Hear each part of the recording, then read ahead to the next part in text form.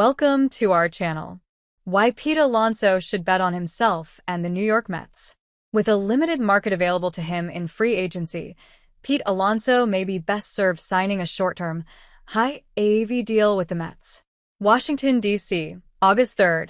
Pete Alonso, number 20 of the New York Mets, celebrates with Francisco Lindor, number 12, after hitting a two-run home run in the third inning against the Washington Nationals at Nationals Park on August 3rd, 2022 in Washington, D.C.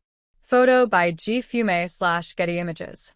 When the New York Mets open their season in Houston against the Astros on March 27th, everyone expects that Pete Alonso will be in the starting lineup, where he would serve as the protection for newfound superstar Juan Soto.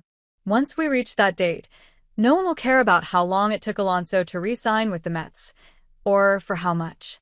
But right now, Alonso's looming free agent decision is the biggest story swirling around the Mets, having completely overshadowed Soto's addition in the current news cycle.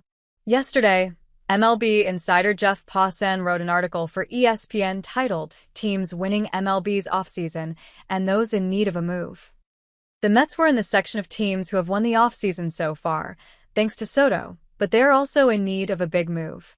They need to re-sign their homegrown start first baseman. In the piece, Passan makes note of Alonso's free agency and shares a very interesting tidbit on what everyone expects to happen with the Mets' first baseman. Throughout this offseason, it has been rumored that the Mets wanted Alonso on a shorter-term deal, but to read baseball's preeminent insider, Passan, write that he will almost certainly get such a deal is noteworthy.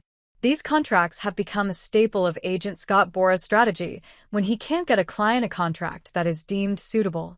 Because of that, these deals have a certain stigma that is attached to them, as the top clients like Soto get paid, but the second-tier guys are left without the long-term security they covet. There is more risk in signing these deals, but also a great reward if you perform, where you might get paid more in the long run for doing so. Let's explore why Alonso could fall in that camp, where signing the Boras special is actually the best thing for him long-term.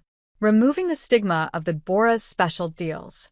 Last year, Scott Boras had 4 clients who did not sign a contract until the month of February, at the very 11th hour of free agency.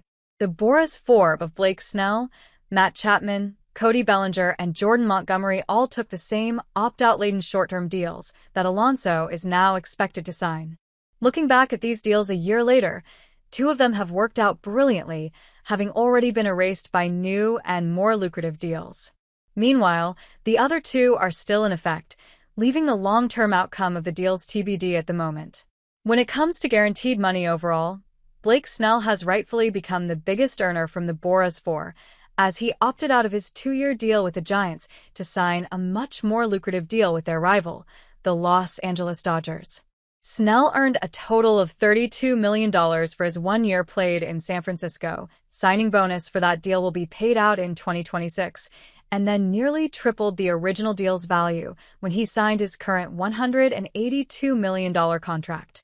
The 2024 season started off on a rough note for Snell, but a 1.45 ERA across 12 starts after the All-Star break showed that the left-hander was every bit the ace who won a Cy Young in 2023, which allowed him to cash in with the Dodgers.